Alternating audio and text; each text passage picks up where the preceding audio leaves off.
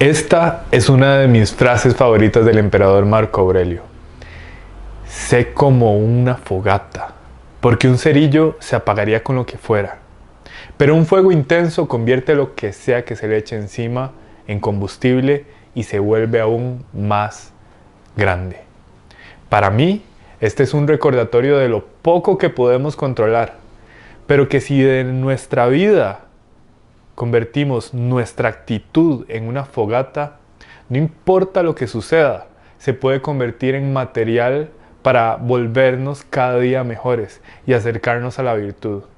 Yo decido utilizar cualquier obstáculo, cualquier reto, cualquier situación, sorpresa o ventaja en material para practicar la excelencia.